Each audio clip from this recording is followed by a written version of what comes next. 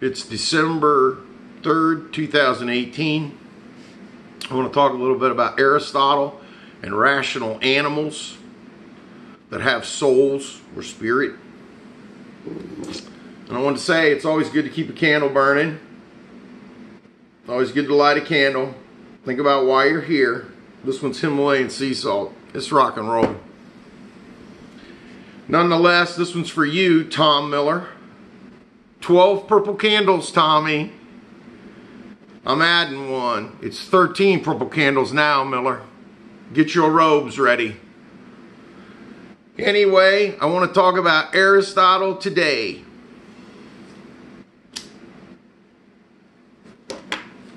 Many people say Aristotle, is 2,500 years old and it's archaic and he didn't have the information we have today. And a lot of these things are true. It is that old and it is sort of archaic, but you got to put Aristotle in the light he was intended. Aristotle was a student of Plato, who was a student of Socrates. Socrates was put to death. He had a choice of exile or death. Socrates drank the hemlock. His main charge was corrupting the youth. Excuse me, I'll talk about it again later, but it's about monotheism and the idea is that there's one God. Socrates had been to the libraries in Alexandria before they burned and studied there for about 13 years. And because of it, when he came back to Greece, he knew the concept of one God or monotheism. And what it became then is his corruption of the youth charges were predominantly because of making them think outside of a 12 goddess structure or a 15 god or goddess structure, whereas Zeus and Athena could be PO'd at you. And reality is Plato lives his life out to the age of 83 or so, and he never really received punishment or any of that. Nonetheless, Aristotle came along, and being a student of Plato, Aristotle was very good at it, and he was able to start the academy. And one of Aristotle's main students, his biggest student, was Alexander the Great. Alexander the Great was a student of Aristotle. Philosopher, general, humanist, warrior. Alexander the Great. And at the end of Aristotle's life, he was given the same choice as Socrates. They said, you can leave, we'll exile you, or you can drink hemlock. And Aristotle decided again, that he was going to live on, and Socrates had said that he would never leave because of the people, and Aristotle said, I have to leave because I'm not drinking hemlock, more or less. He was a little more rational about it. And he was exiled to an island off Crete. He lived for about 8 years, whereas he wrote the Nicomachean Ethics, and his son, Nicomacheia, was able to finish it. But a sad thing in Aristotle's life, I can only imagine as a professor myself, that his main student, as I said, Alexander the Great, he died about just a little over a year before Aristotle did. So I always thought, wow. And Aristotle heard it because it's just across the street, the Mediterranean. And I'm going to say across the stream. It's a little bigger than that. And the reality became, wow, what a thing for Aristotle to have to go through. A general named Alexander the Great. His philosophical writings in themselves is awesome. I compare it to something like Sun Tzu's Art of War or Art of Peace a little bit. He has a warrior's tone to his philosophy, even though it's full of love. Love of a warrior. Aristotle says one huge thing in our life that we need to remember. We're human animals. We're rational animals. We're stewards of nature first. That means we're the animal's animal. We're the animals over the animals. You and me, us. Then there's plants, and we're animals over the plants, and we're animals over the rocks and the sand. I take it right down to the sand. Think about it. You can make glass out of sand. We use everything, as I say so many times again and again, and always will.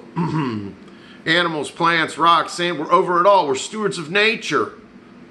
Human animals are rational, and Aristotle tells us rationality is the highest human good.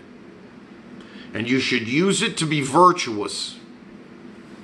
And he said rationality only shows through the best when given by people who are enthusiastic, that believe, that take on a natural charisma, like a messenger that comes along now and again. And Aristotle tells us straight up, because of rationality, you're over all the other animals, all of nature. Your highest good is thinking about thinking. So if you look at the beginning, Plato says that you have to examine life to make it worth living, so that the unexamined life is not worth living, is the quote. So you have to examine life or you're not really living. And more than that, Aristotle says that's true, and you should seek virtue. Even though no perfect virtue exists, you'll just get better and better, and you'll have a good life, a happy life, life of happiness. But Aristotle amends it all and says human existence is about thinking about thinking. And I remember Robert Hepfer, Baba, good friend of mine, you all know him. Hey Baba, reality is, I used to drive him crazy with that statement, thinking about thinking. I'd be like, are we drinking Little Kings and and then having a shot of Jim Beam? I mean, are we thinking about shots of Jim Beam? Oftentimes we didn't talk about it, but nonetheless, it's still a huge part of my life. It's everyone's life. What goes on in life that you're not thinking about thinking? And oftentimes in reflection, you'll be thinking about something, or thinking about it. So a reflective life is thinking about thinking, but Aristotle tells us it's an essential element to life. It is the core of essence, our rationality. With so many people irrational, and so many folks doing irrational things regularly, it makes it hard to believe that we are rational animals at the core. And so people kind of say, oh, Aristotle, whatever, and it's archaic, and it is archaic. But Aristotle still believed in people wanting to live a good life and have a higher standard for themselves and others, to do virtuous things, to spend time thinking about thinking, in meditative, reflective thought, and use our rationality to the highest degree to help nature. All of it. Animals, plants, rocks, all of it. The water, the sun, the moon, if we can use them as energy sources as we do now more. The wind and the water. And realizing that nature is in control all the time, as we know. Showing us with the wildflowers in California and all the other disasters we see caused by nature. We stand ready, but nonetheless we're at its mercy. And preparedness in those cases are everything, and maintaining the forests and all the other things I talked about. Stewards of nature we are. That means we have to put effort in maintaining nature, or it will fail on us. And nonetheless, nature is chaotic and above our heads, and there's only so much we can do with its unruly nature. Because as I always say, at the end of the day, nature still owns us. Nonetheless, Aristotle is a way. What do you do in life? What do we do in life that doesn't involve thinking about thinking? What do you come upon in life that doesn't involve examining it? What part of your life don't you examine? I would wager that most of you, all of you, do these very things all the time. These things need to be taught to children. The concepts of virtue, the concepts of a good life and a happy life, a life of happiness, and the concept of thinking about thinking. And this should be taught to children right along with the parables and the stories from God and Christ, the Holy Spirit. They should be taught it all at once.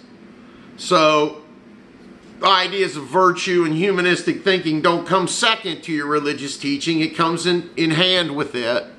Because when children are young, they're sponges. A child could learn three different languages other than English and accomplish that as a child if they want and can try and have the effort or see it. And by the time they're 12 or 13, they could accomplish 3 or 4 languages easily. So it's about teaching them from the beginning. Plato tells us in the Republic, children over 7 should be their parents. The children are over 7, they got to leave. And the parents got to go too, unless they can do the rules of the Republic. And I'll talk about that tomorrow. But he wants to bring in teachers to be the midwives of the soul. And only the parents can say, we'll get with the program of the Republic, so to speak. And it's all for the good of the children. To make sure they're thinking about virtue and helping each other primarily.